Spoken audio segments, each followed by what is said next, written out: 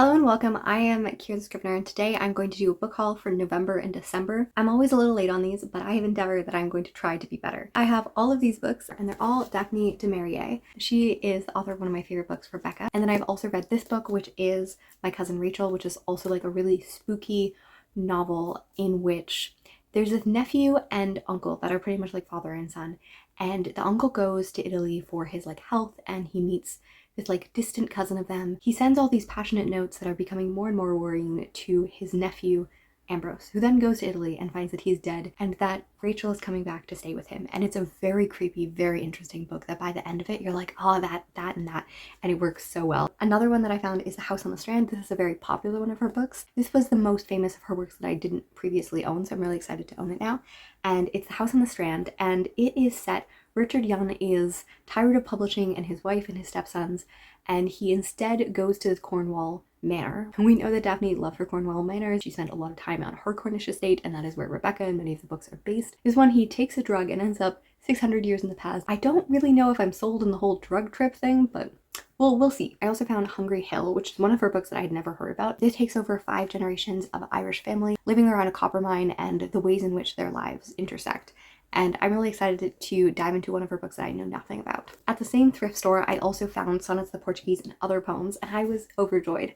If you've been around for a while, you know that I've been trying to find this book since I read it back in October of last year. For some reason, I could not find this in any bookstore that I looked. I tried in thrift stores, I tried in new stores, I tried in used stores. Nothing.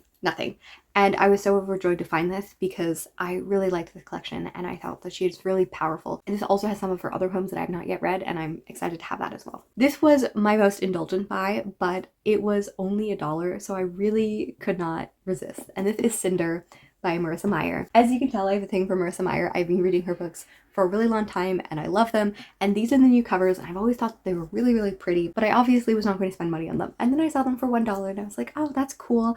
And I was like, I shouldn't buy it, it's $1, and I bought it. So, you know, I can also lend this version out as well, which is fun. The last book on my November haul is actually a book that I purchased in September when I got a gift card for my birthday, and this was Please Do Not Touch This Exhibit by Campbell.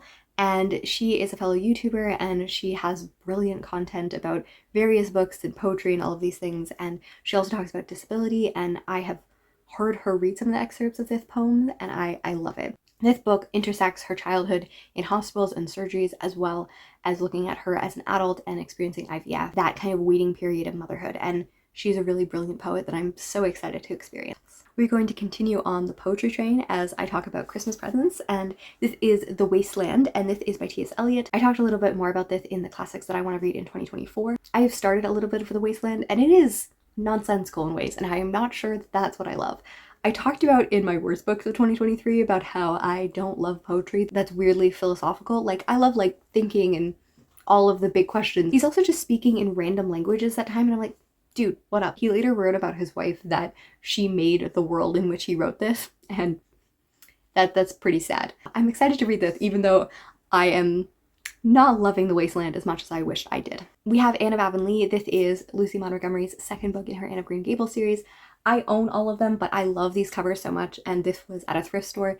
I was visiting with my friend, and we were talking about how much we love Lucy Montgomery and the many things that she does, and then we found this, and she was like, can I buy it for you? So she bought it for me, and I'm really glad to have this book from her. We have Italian short stories. This is one of the books that I bought new, which pretty much never happens. I am almost exclusively a thrift buyer, but I was shopping for someone else's Christmas present, and I came upon this in the discount thing, and it was originally $40 some, and I bought it for $12. It is short stories that are both classic and a little more modern, and I love classics. I love reading classics from around the world. This is translated by my love, Jhumpa Lahiri, and I couldn't resist. You know, I read a part of the first story, and I also read the introduction, and I whittled and waddled and said, nope, I'm gonna buy this new. So this was my Christmas present to myself, and I'm so excited to hopefully read it in 2024. So those were the books that I read in November and December in 2023. I would love to know some of the books you've bought lately.